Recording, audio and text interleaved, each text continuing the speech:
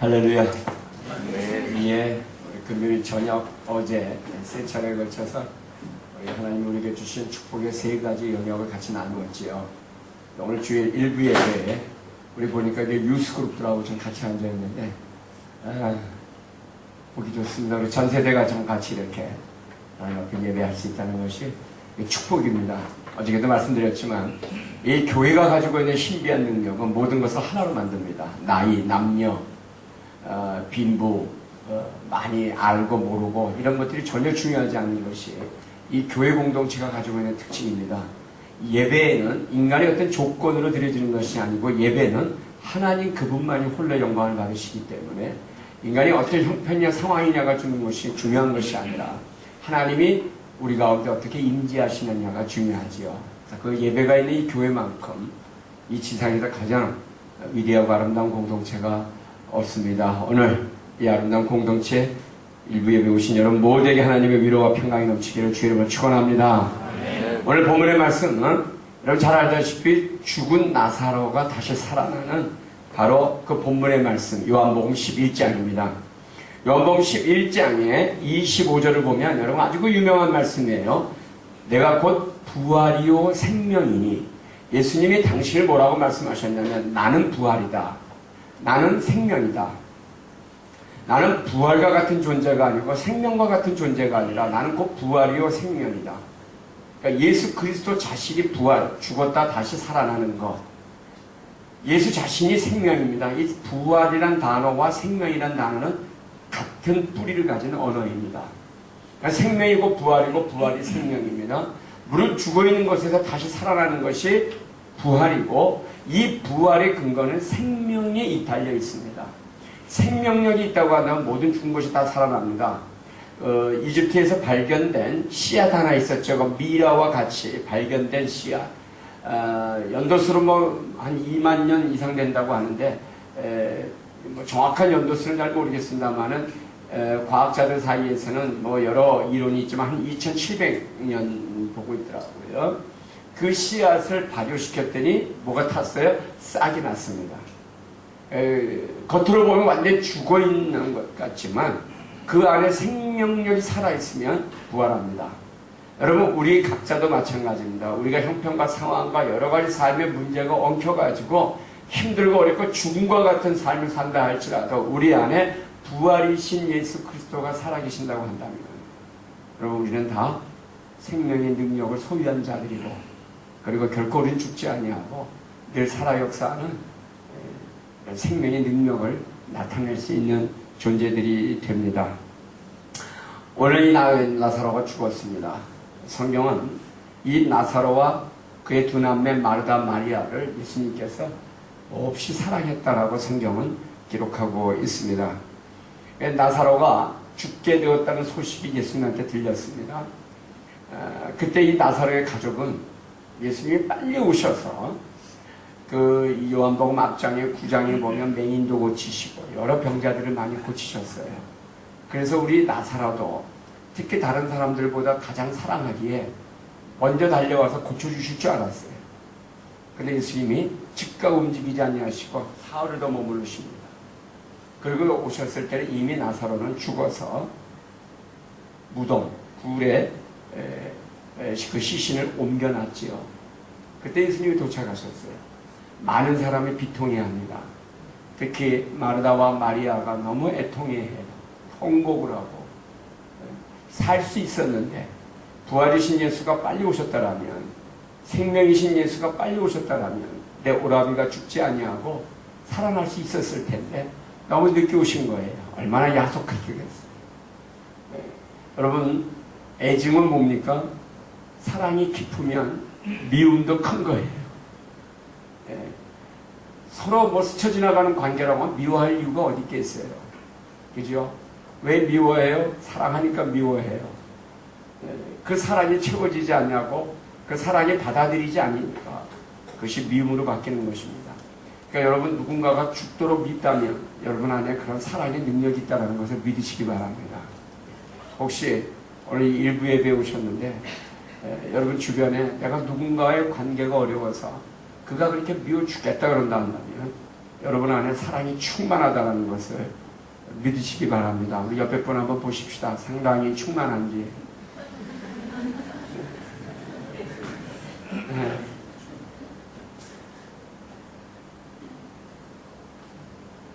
오늘 33절을 보니까 예수께서 그가 우는 것과 또 함께 온 유대인들이 우는 것을 보시고 심령이 비통히 여기시고 불쌍히 여기셨다 그랬습니다.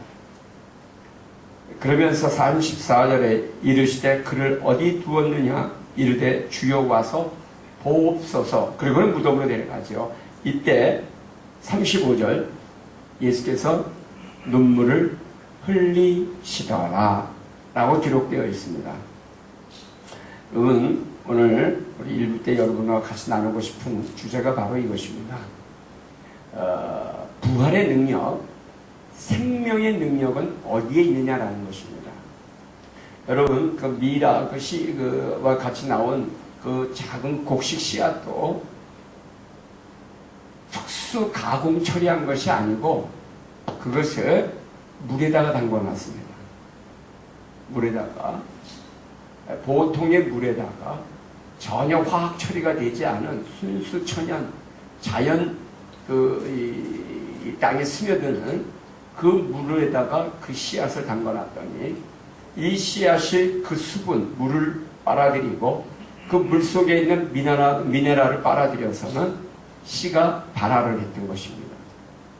싹을 틔웠던 것입니다. 여러분, 눈물은 부활을, 생명의 능력을 다시 부활시킵니다. 이 씨가 물에 담겨져 가지고 그 수분을 흡수하고 그 생명을 키워냈던 생명력을 가질 수 있었던 것은 바로 이 물에 있었던 것처럼 우리의 영혼, 우리의 인생, 우리의 삶의 생명의 능력은 눈물을 통해서 나타납니다. 그래서 여러분, 이 생명이 나타나 부활이 되기 위해서 필요한 것은 뭐냐면 눈물입니다. 눈물은 무엇입니까? 오늘 그 앞에 읽으신 말씀대로 그 영혼 심령을 바라보며 민망히 여기고 비통히 여기고 불쌍히 여기시는 그 심령이 눈물입니다. 눈물은 그냥 매워서 흘리는 눈물, 기뻐서 흘리는 여러 눈물의 종류들이 많이 있지만 우리 심령의 상태가 바깥으로 드러나는 것이 눈물입니다. 눈물은 슬퍼서 흘리는 눈물도 있고 기뻐서 흘리는 눈물 여러 가지가 있겠지요. 그런데 어쨌든 우리 심령 안에 이 눈물이 고여있다는 걸 뭘 얘기하냐면 우리 안에 생명의 능력을 소유하고 있다는 것을 말합니다. 예수님이 눈물을 흘리시고 난 다음 그 비통한 그 영혼들의 그 애처로운 모습을 보고 눈물을 흘리고 난 다음 무슨 일이 일어납니까? 죽은 나사로를 살려냅니다. 생명이 부활합니다. 다시 살아납니다. 여러분, 오늘 우리가 살아가면 우리 여기 유스그룹 우리 젊은 세대들도 마찬가지예요. 여러분 많이 우시기 바랍니다. 남자가 우는 건 좀 초라하다, 치사하다 그러는데 그렇지 않아요. 많이 우셔요. 징징거리는 건 좀 피곤해요. 엄마가 밥 안 해줬어요. 그리고 울고 여자친구가 오늘 나를 욕을 했어. 그리고 울고 이거는 좀 유치한 거 아니겠어요? 그건 생명의 능력이 아니라 그거는 상처와 열이 여린 인간의 어떤 뭐라 그럴까요? 그런 어떤 이 열등감에서 나온 눈물은 별로 효과가 이 생명의 능력이 없습니다. 진짜 눈물은 뭐냐면 이런 형편과 상황 속에 놓일 수밖에 없는 우리 인생의 처지들, 그런 죄성, 그런 아픔, 절망, 이것을 향한 눈물이고, 그리고 누군가가 그렇게 애처로운 인생 삶을 살아간다는 비통한 마음을 품고 흘리는 눈물, 여기에 생명이 있고 그것이 부활을 이끌어내는 것입니다. 여러분, 그래서 많이 우셔요. 눈물이 없는 사람들의 표정은 독해요. 사람을 이렇게 봐요. 제가 그 군대 면회를 갔더니 그 헌병들이 이 모자이크 뭐죠? 그 화이바를 쓰고는 화이바 눈높이에다가 여기다 맞춰 사람을 이렇게 쳐다봐요. 그래서 제가 그랬어요. 무서우니까 모자 좀 위로 올리라고. 그때 이 사람이 기가 막히니까 피식거리고 웃어요. 예, 나이 많은 어른이 얘기하니까 뭐라고 얘기를 못하고 피식하고 웃더라. 왜 사람을 이러고 쳐다보냐 말이죠. 예, 뭐 위압적이지 않습니까? 그렇다고 해서 여러분 요즘 뭐 기죽을 사람도 누가 있겠어요. 요즘 세상에. 그걸로 사람들은 기죽지 않아요. 그걸로 사람을 제피지 않습니다. 진정한 이 땅의 변화를 이뤄내고 사람을 변화시킬 수 있는 능력은 눈물입니다. 그 애통해하는 마음, 이 세상의 죄 때문에 애통해하고 그 죄로 인하여 희생당하는 영혼들을 바라보며 애통해하고 이 죄를 휩쓸려 가고 있는 수없이 많은 그 불쌍한 영혼들을 위한 눈물이 있다고 한다면 여러분 이 세상은 부활이고 생명의 능력이 나타나는 통로가 됩니다. 그래서 교회는 울어야 돼요. 장로님들도 울어야 되고 권사님들도 좀 우셔야 돼요. 눈물이 없는 공동체의 특징은 뭐냐면 죽어라고 싸워요. 죽어라고 욕합니다. 눈물이 있으면 끝이에요. 제가 우리 아주 친하게 지내는 목사님 중에 한 분이 저하고 이름도 비슷해요. 이분은 저희가 눈물 자동 판매기라고 해요. 거기에 동전만 넣으면 물고 툭 빠져나오는 것처럼 뭐 상황을 딱 건드리면 울어요. 그래서 저는 상습범이라고 생각했어요. 불리하면 운다. 그래가지고 괜히 울어가지고 사람 마음을 꼼짝 못하게 묶어놓고서는 그리고 지 마음대로 한다 그래가지고 목사님은 그 눈물로 사람 조종하지 말라고 내가 맨날 놀리고 그랬어요. 그런데 이 목사님 사람들이 다 좋아해요. 어떤 분쟁이 있었어요. 사람들끼리 의견이 갈려가지고 막 치열하게 싸워요. 목사님이 그 회의를 주재하고 앉아가지고는 막 양쪽에서 막 그냥 목에 핏대 세우고 막 그냥 막 서로 막 싸우고 얘기하는데 가만히 앉다 그냥 울어버렸어 목사님. 그 모든 책임을 감당해야 될 목사님이 그냥 울고 있는 거야. 그러니까 막 싸우다가 목소리를 점점 잦아들어요. 그러더니 같이 울어. 다 울고 나니까 그 문제가 사라져버렸어요. 그래서 그거를 안 하기로 결정한 거예요. 여러분 눈물이 위대한 능력이 있어요.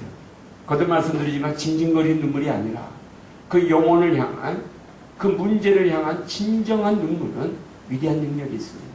부활의 능력이 있고 생명의 능력이 있습니다. 38절을 보면 이에 예수께서 다시 속으로 비통히 여기시며 무덤에 가시니 무덤이 굴이라 돌로 막았거늘 39절에 예수께서 이르시되 돌을 옮겨 놓으라 하시니 그 죽은 자의 누이 마르다가 이르되 주여 죽은 지가 나흘이 지났으매 벌써 냄새가 나나이다. 40절 예수께서 이르시되 내 말이 내가 믿으면 하나님의 영광을 보리라 하지 아니하였느냐 하시니 그리고는 하나님을 향하여 기도하죠. 주의 영광을 나타내십시오. 그리하여 나를 이 땅에 보내신 것을 이들이 믿게 하여 주시옵소서. 그래서 여러분 눈물은 두 가지예요. 하나는 그 영혼들의 믿음 없는 것들을 보고 심령이 너무 비통해서 우는 눈물이 있어요. 또 하나는 하나님의 뜻을 구하는 눈물이 있습니다. 이 눈물의 가장 큰 능력은 어디냐면 요한복음 16장에 있습니다. 17장 대제사장의 기도죠. 주여 이 잔을 아버지여 이 잔을 내게서 옮기시기를 원하나이다. 그건 아버지의 뜻이 아니거든. 뜻대로 하옵소서. 이 기도예요. 여러분 이 눈물의 기도가 온 인류의 구원을 이뤄냅니다. 여러분 오늘 나사로의 죽음 앞에서 그 영혼들의 비통한 눈물을 그 비통한 그 마음 심령의 상태들을 보고는 주님의 눈물을 흘리셔요. 그리고는 무슨 일이 일어나요? 아버지께 구합니다. 그리고는 기적이 일어나요. 43절 이 말씀을 하시고 큰 소리로 나사로야 나오라 부르시니 44절 죽은 자가 수족을 배로 동인 채로 나오더라 그랬습니다. 여러분 거듭 말씀드려요. 눈물이 기적을 낳습니다. 예루살렘 성이 완전히 회파됐다는 이야기를 들었어요. 느헤미야는 당시에 페르시아 왕국의 2인자였어요. 수상궁이라고 하는 그 바사 왕국의 왕의 그 그 겨울 별장에서 지낼 수 있었던 것은 뭘 얘기해요? 그만큼 권력이 막강했다는 것과 자기 혼자만의 삶은 편안했다는 것을 말합니다. 술 맡은 관원이었어요. 술 맡은 관원이라는 것은 당시에 왕의 반역을 하려고 이 음식에 자꾸 독을 타니까 가장 충성스러운 부하 중에 술과 음식에 먼저 독이 들어있는 맛을 먼저 보는 사람들을 가장 가까이 둡니다. 거기서 술 맡은 관원은 1인자예요. 그런 위치에 있었던 막강한 사람이 느헤미야였습니다. 어느 날 예루살렘의 소식을 그 형제들이 가지고 와요. 그러니까 예루살렘이 어떻게 불이 탔고 어떻게 무너졌고 그 예루살렘의 소식을 잘 설명을 들을 때 느헤미야가 울어요. 그 소식을 듣고 비통이함이 옵니다. 그럼 하나님 앞에 금식하며 기도해요. 그러고 난 다음에 그가 바사 왕을 설득해서 그 막강하고 편안한 자리를 떠나서 예루살렘으로 와 52일 만에 온갖 방해를 물리치고 예루살렘 성을 제거합니다. 여러분, 이 눈물은 역사를 바꾸고 이 눈물은 하나님의 나라를 완성합니다. 느헤미야가 울고 하나님 앞에 무릎을 꿇었을 때 예루살렘이 재건됩니다. 여기 우리 유스그룹들도 있고 우리 젊은 세대들이 있는데 여러분 하나님 앞에서 많이 울기를 바라요. 새벽에 나와서 울고 여러분의 미래를 놓고 울고 이 한민족의 아픔을 놓고 울고 이 세계 인류의 역사가 흘러가는 이 방향을 놓고 울어요. 북한을 위해서 울고 IS를 위해서 울고 지금도 거기서 시름을 겪는 저 시리아, 레바논, 저 북아프리카, 알제리, 리비아, 이집트, 또 그것뿐만입니까? 아프가니스탄, 또 지금 저기 뭐예요?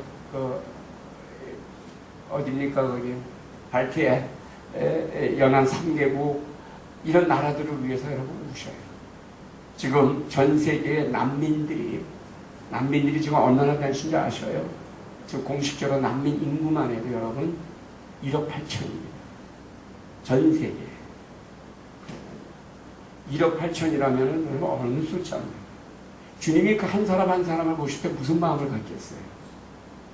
여러분 여기 인생이 단순히 여기 싱가포르에서 또 이 교회 안에서만 머물러 있지 않기를 간절히 바랍니다.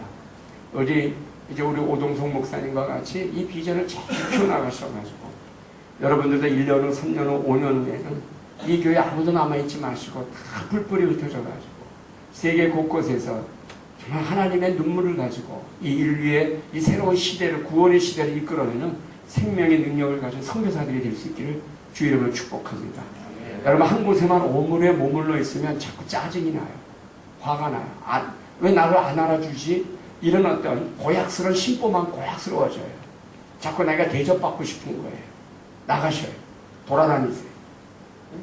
가셔서 복음을 전하는 통로를 만드세요.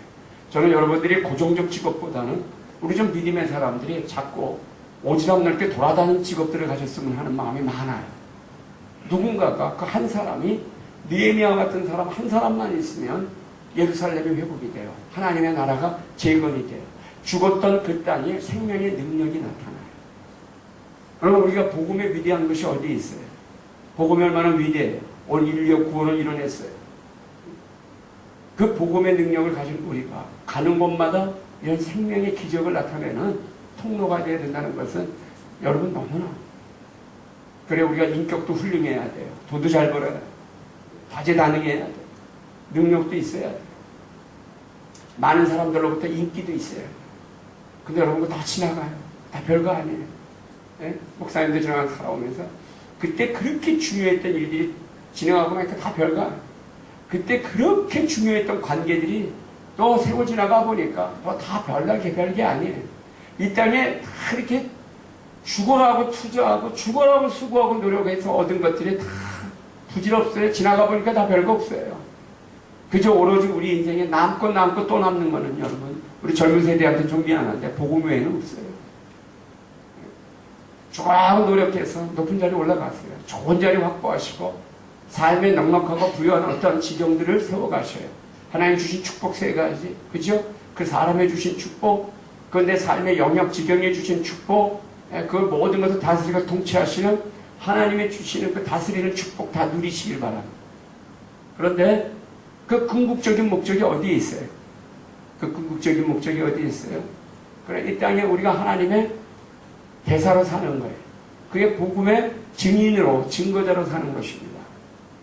이 증거자 증인으로 사는데 이 증거자의 능력은 어디에 있느냐면 우리 가슴 안에, 우리 심령 안에 있는 주님을 향한 눈물, 이 땅을 향한 주님의 눈물을 갖는 것입니다.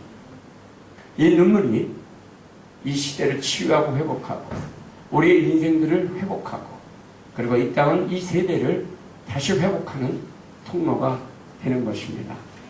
여러분 많이 우시기를 바랍니다. 생명의 말씀 교회 안에 뭔가 막 비극적인 어떤 일들 때문에 우는 것이 아니라 이 시대를 보는 그 아픔, 통증 때문에 우는 이 눈물이 가득한 교회가 되기를 간절히 소망합니다. 여러분 울면 능력이 나타나요. 눈물에 생명의 능력이 있기 때문에 나사로야 나오라. 예수 그리스도의 그 눈물 젖은 목소리가 그 울먹울먹한 그 목소리가 죽은 지 사흘에 시체 냄새 풀풀 풍기는 나사로를 살려냅니다. 여러분 인생에도 이런 귀한 축복이 있기를 간절히 원해요. 사도행전 20장 19절을 봅니다. 사도행전 20장 19절 우리 같이 한번 20장 19절 한 목소리를 같이 한번 읽을게요. 시작. 곧 모든 겸손과 눈물이며 유대인의 관계로 말미암아 당한 시험을 참고 주를 섬겼다 그랬어요. 여기 사도행전 20장은 사도 바울이 지금 모든 선교 여행을 마치고 예루살렘으로 다시 돌아가려고 해요. 그때 좀 이 예루살렘을 가는데 중간에 에베소를 들려야 해요. 그런데 에베소를 들리면 너무 늦어질 것 같으니까 들릴 수가 없어요. 그래서 지금 자기가 지금 머무르고 있는 밀레노라는 곳으로 그 에베소 교회 장로들을 불러요. 지도자들을. 그리고 그 장로들과 함께 고별 인사를 하는 게 사도행전 20장이에요. 이 고별 인사를 할 때 장로들에게 사도 바울이 이렇게 고백합니다. 곧 모든 겸손과 눈물이며 유대인의 간계로 말미암아 당한 시험을 참고 주를 섬겼다. 그러니까 사도 바울이 자기가 어떻게 이 아시아에 들어와 가지고 이런 선교의 소임을 다 했느냐에 대한 자기 설명을 하는 거예요. 그때 뭘 얘기해요? 겸손과 눈물과 주를 위해 오래 참음과 인내. 여러분 겸손은 뭡니까? 겸손은 어떤 기준보다 나를 낮춘 것을 말해요. 낮춘 것을 말해요. 겸손한 자의 눈물이 있습니다. 교만한 자는 눈물이 없어요. 소리 지르지. 저는 우리 생명의 말씀 교회 안에 이번에 너무 마음이 좋은 거는 뭐냐면요. 우리가 그렇게 지금 이 생명의 말씀 교회는 서울의 조유스 교회에서도 매주 토요일날 선교 중보팀들이 토요일날 오전에 3시간씩 기도해요. 한 20명, 30명이 모여가지고 매주 그렇게 기도해요. 생명의 말씀 교회, 우리 오동성 목사님도, 우리 손장로님도 이 기도 제목 위에 올라가 있어요. 매주 기도해요. 첫날 말씀드렸지만 여러분은 모를 거예요. 어디선가는 우리 교회를 위해서 기도하는 교회가 있어요. 전혀 한 번도 여기 와보지 않은 누군가가 여기 있는 성도들 지도자들을 위해서 기도하고 있어요. 조유스 교회도 마찬가지예요. 누군가가 모르는 누군가가 저희 교회를 위해서 기도해요. 한 번은 뉴저지에 있는 펠로우십 교회라는 교회에서 저한테 메일이 들어왔어요. 그 목사님은 제가 오래전부터 교제해 왔는데 최근 몇 년 동안 만난 적이 없어요. 메일이 들어왔어요. 목사님 교회에 무슨 일이 있어요? 그러고 왔어요. 갑자기 성령님께서 조유스 교회를 보여주시면서 중보기도 하라고 그러셨대요. 그래서 혹시 무슨 문제가 있나 기도하다가 연락이 온 거예요. 그래서 자기 교인들하고 여러 선교지 교회들을 위해서 기도하는데 조유스 교회도 기도한대요. 그래서 혹시 무슨 일이 있느냐고 염려해서 왔어요. 그래서 무슨 일이 있나 막 찾아봤더니 없어. 그래서 나만 잘하면 돼. 목사가 잘하면 돼. 그래서 별일은 없고 저만 잘하면 될 것 같습니다. 그때 하나님이 뭔가 새 일을 행하실 것 같은데 잘 분별하고 기도하시라고. 자기네들도 계속 기도하겠다. 그래요, 여러분. 어디선가는 하나님의 역사가 있어요. 누군가를 위해서 기도해요. 여러분, 중보기도는 겸손한 사람들을 통해서 이루어져요. 나는 지금 내가 너무 중요해요. 그래서 내 목소리가 높아요. 근데 어딘가에서는 그런 나를 위해서 중보기도하는 그 누군가가 있다는 것을 여러분 기억하세요. 우리 교회가 지금 너무 중요해요. 우리 교회의 어떤 비전이, 철학이, 우리 비전의 어떤 영적인 목표가 너무 중요해요. 그래서 그것 때문에 그냥 내 교회로 막 달려가는데 누군가는 그 교회를 향하여 중보기도하고 있어요. 여러분, 우리 모두가 다 이런 빚을 지고 가는 사람들이고, 우리 모든 교회는 누군가의 빚을 지고 가는 것이 교회예요. 우리는 모르는 거예요. 알 수가 없어요. 그런데 그런 일들이 벌어지고 있어요. 여러분, 그래서 교회가 신비한 거예요. 이 믿음의 삶이라는 게 정말 신비한 거예요. 여러분, 내가 지금은 그냥 내가 이렇게 사는 게 다른 줄 알아요. 때로는 어떤 죄의 현장에도 있고, 누군가는 그냥 죽을 듯이 미워하기도 하고, 또 어떨 때는 그냥 마음이 좋아가지고 너무 기뻐서 막 모든 것을 다 품을 수 있을 것 같고. 그런데 그런 내 인생에서 매 시간마다 순간마다 모든 일마다 관계마다 대제사장이신 예수 그리스도께서 하나님 우편에 앉아 계셔서 끊임없이 우리를 위하여 중보하고 계시잖아요. 그래서 여러분, 우리가 생각하나 감정의 흐름 하나, 우리의 말 한마디, 태도, 행동 하나, 눈빛 하나가 그렇게 귀하고 소중한 거예요. 우리가 그래서 거룩해야 되고 경건해야 되고, 우리가 죄와 싸워야 되고, 우리가 온전해야 될, 몸부림을 쳐야 될 이유가 어디 있냐면 바로 이런 이유에 때문이에요. 여러분, 이것이 겸손이에요. 우리 인생을 겸손하게 낮춰 사는 거예요. 하나님 앞에 있는 거룩한 태도이고, 우리 모든 관계 속에서 배려하는 그런 영적인 태도가 겸손이에요. 그리고 눈물이에요. 말씀드렸지만 이 눈물 젖은 가슴에서는 모든 영혼들이, 사람들이 생명으로 부활합니다. 여러분 가슴 안에 눈물 많이 담고 사시기를 축복합니다. 그리고 세 번째가 인내예요. 여러분, 지금도 하나님이 아들 예수 그리스도의 이 중보의 눈물 때문에 인내하고 계셔요. 여러분, 우리가 뭘 잘못하고 실수하면 바로 지적당하고 바로 야단맞고 때로는 몇 가지 맞아요. 만약에 우리가 하루에 짓는 죄를 가지고 하루 한 2시간만 잡읍시다. 한 2시간 동안 짓는 죄를 가지고 하나님이 그때마다 징계한다 그러면 머리부터 발끝까지 아마 성한 구석이 하나도 없을 거예요. 그때마다 한 대씩 맞았다고 칩시다. 여러분 표정이, 목사님은 그렇지만 저는 별로 맞을 일이 한 적이 없습니다 라는 표정인 거예요. 우리 생각이 얼마나 음란해요. 그죠? 우리의 감정이 얼마나 부도덕해요. 그렇잖아요. 우리 안에 끊임없는 미움과 분노가 정죄와 판단이 불을 듯이, 물 끓듯이 끓단 말이죠. 누가 죄 없다고 자신할 수 있겠어요? 그렇잖아요. 하나님은 그거를 우리를 인내, 품고 사셔요. 그래서 여러분, 인내는 어떤 능력이 있느냐? 그 공동체를, 하나님의 나라를 샬롬, 평강으로 이끄는 힘이 있어요. 평강으로 이끌어요. 여러분 모두가에게 이 삶의 영적인 비밀을 간직하고 정말 위대하고 넉넉하고 부유한 삶을 살 수 있기를 주의 이름으로 축복합니다. 우리 생명의 말씀 교회가 이렇게 젊은 세대들이 많고, 우리 어른들과 같이 협력해서 이 교회 영적으로 멋진 이런 축복, 화려한 축제가 날마다 일어나기를 주의 이름으로 축복합니다. 눈물의 능력이 있습니다. 많이 우시기 바랍니다. 예배 때마다 우셔. 대표 기도할 때마다 우셔요. 그냥 어떤 그 성령이 인도하시는 감동이 너무 깊고, 너무 기쁨이 뭐에 그냥 그 견딜 수 없어서 그냥 그분 앞에서 울고, 부끄럽고 창피한 줄 모르고 우는 거예요. 그 목사님처럼 이 눈물에는 모든 것을 용서하고 용납하고 화해시키는 능력이 있어요. 사랑하는 우리 성도 여러분, 우리 젊은 세대 여러분, 여러분 인생이 형통케 되기를 축복합니다. 우시기 바랍니다.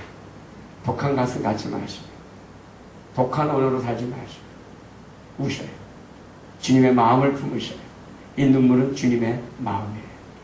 여기서 위대한 인생이 탄생합니다. 여기서 위대한 교회가 부활합니다. 할렐루야. 이 시간을 같이 한번 기도하십시다.